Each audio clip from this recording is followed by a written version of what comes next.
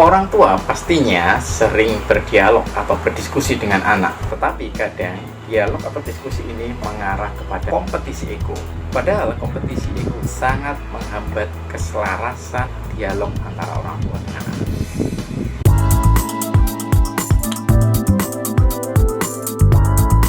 Oke ayah bunda, kakak sekalian, ketemu lagi dengan Daily Parenting. Saya akan share sebuah pengalaman yang kemudian mengarahkan pada pembahasan tentang keselarasan ego.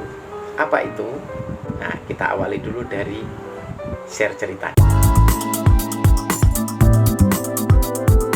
Ya, suasana pandemi tentunya banyak anak-anak atau bahkan hampir semua anak belajar dari rumah, karena memang kebijakan dari sekolah mengharuskan mereka untuk belajar dari rumah. Nah, kondisi ini membuat waktu mereka di rumah itu juga panjang. Selain mereka menggunakan untuk sekolah secara daring, yaitu bertatap muka lewat media online dengan gurunya, sisanya mereka akan gunakan untuk mengerjakan tugas, atau sisanya lagi, waktu yang lebih panjang lagi, mereka gunakan untuk bermain. Dan salah satunya pastinya adalah menggunakan gadget. Karena sekolah mereka sendiri menggunakan gadget, maka sisanya juga biasanya mereka akan memanfaatkan kesempatan menggunakan gadget itu untuk berbagai kebutuhan. Dan salah satunya pasti yang paling banyak memikat anak-anak ini adalah kebutuhan mereka untuk hiburan. Hiburan yang paling sering digunakan atau paling sering mereka lakukan adalah game atau bermain lewat handphone, lewat laptop, lewat komputer.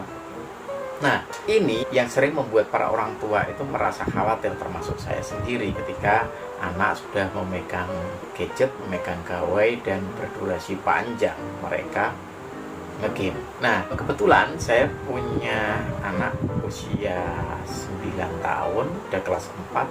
Dia juga sama, banyak menggunakan aktivitasnya untuk nge-game. Jadi sisa waktunya dia gunakan untuk nge-game. Jadi dia ini bermain game yang namanya Roblox. Tetapi sekarang ini ada yang menarik perhatian dia, yang ini juga membuat saya sedikit merasa berkurang khawatirnya, yaitu dia tidak hanya nge-game, ternyata lebih jauh lagi dia menggunakan Roblox Studio untuk merancang map atau gamenya dia sendiri berbasiskan Roblox. Jadi dia bikin map, bikin arena, bikin fungsi, bikin gerakan dan segala macam, bikin aturan main di gamenya. Nah, yang menarik adalah ketika mau tidak mau saya kan harus terjun ke dalam hobi anak saya ini, karena sepertinya buat saya sendiri secara pribadi membuat game itu lebih seru daripada nge-gamenya itu sendiri, karena saya sebenarnya tidak terlalu suka nge-game ya. Saya sukanya itu memang game-game yang kecil seperti teka-teki seperti itu ya. Sehingga saya ikutan nih mengotak-ngatik Roblox Studio bersama anak saya. Nah, seringnya kita diskusi, bahkan sampai berdebat, bersih tegang, ayel-ayelan, karena ternyata ada perbedaan persepsi. Contohnya saja gini, saya bilang gamenya ditutup aja enggak apa-apa, karena bisa di save, hasil kerjanya bisa di save ya, karena saya sendiri juga masih ingat dengan salah satu program coding yang pernah dilakukan oleh Bintang, yang sampai sekarang juga dia abaikan. Jadi dia mungkin merasa bosan atau apa, tidak tahu, jadi tidak sampai dilanjutkan gitu ya, jadi tetap ngadet. Itu saya teringat bahwa namanya hasil kerja itu bisa di save, selesai gitu ya. Nah, Bintang pada waktu itu ngeyel, bukan begitu. Dia ngeyel, dia menjelaskan bahwa yang dimaksud save buat dia adalah bagaimana pemain itu nge-save hasil game terakhirnya dia ya. Dia menjelaskan bahwa itu harus pakai script. Oke, penjelasannya dia masuk akal, tapi saya berpikir bahwa dia tidak paham bahwa yang saya maksud itu save hasil kerja. Saya ngeyel, iya saya tahu itu nak gitu. Tapi yang saya maksud itu saya saling berdebat. Dan ini membuat Bintang itu jadi semakin keras untuk berargumen. Jadi dia ngeleknya yang ngotot banget dia, bahwa yang dia maksud adalah pembuatan skrip, untuk nge-save game dari player ketika mereka selesai bermain saat itu. Jadi ketika mereka selesai bermain, gamenya itu harus nge-save kan. Nah itu yang dimaksud dia. Tapi saya paham dia maksudnya itu, tapi saya berpikir bahwa dia belum paham maksud saya adalah menyimpan hasil kerja. Lu ngotot. Nah setelah itu baru Bintang bilang, iya Pak saya tahu kalau hasil kerja bisa di save, filenya bisa ada, kita bisa klik lagi, buka lagi. Yang saya maksud adalah pembuatan skrip untuk biar pemainnya bisa nge-save gamenya dia pada waktu dia terakhir kali main. Wah langsung saya itu berpikir ternyata aneh, dari awal paham sebenarnya, tapi karena saya mendebat dia dan saya berpikir bahwa dia belum paham yang saya maksud, maka dia juga ngeyel ya. Untungnya sih dia ngeyel. Coba kalau anaknya kemudian down, kemudian jadi inferior dan merasa dirinya tidak tahu, padahal sebenarnya dia lebih tahu daripada saya, karena saya saja yang berpersepsi bahwa dia salah persepsi gitu ya, karena tak anggap tidak paham gitu. Nah ini bisa jadi salah satu problem, atau kalau tidak mau dibilang dalam tanda kutip penyakitnya orang tua biasanya seperti itu, karena bisa jadi orang tua itu merasa bahwa dia itu sudah lama hidup, punya pengalaman banyak, sehingga ketika berdebat dengan anaknya maka selalu berpikir bahwa anak itu tidak tahu.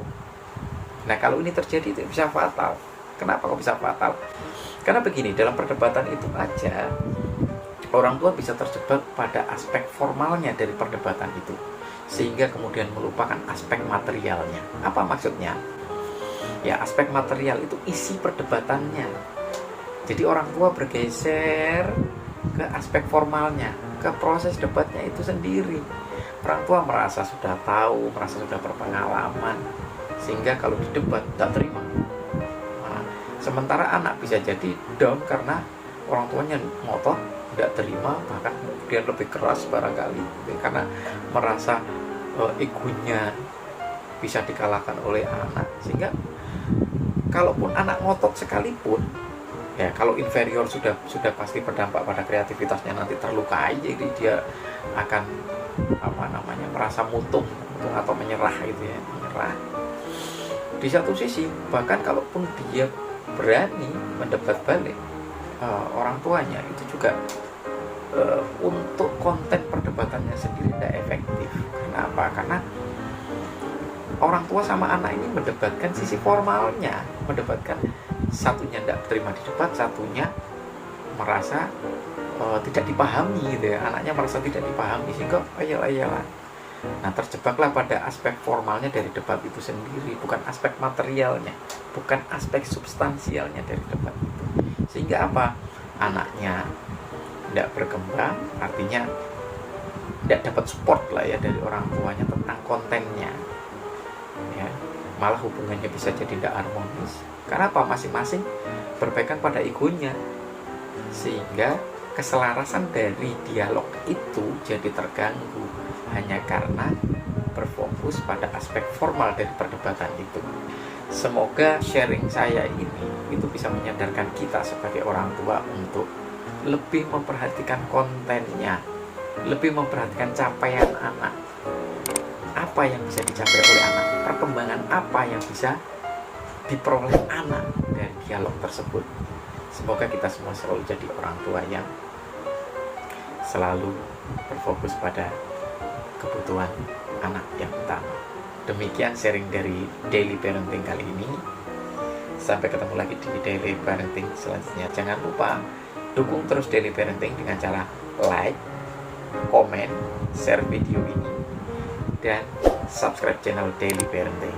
Sampai ketemu lagi di Daily Parenting selanjutnya. Bye.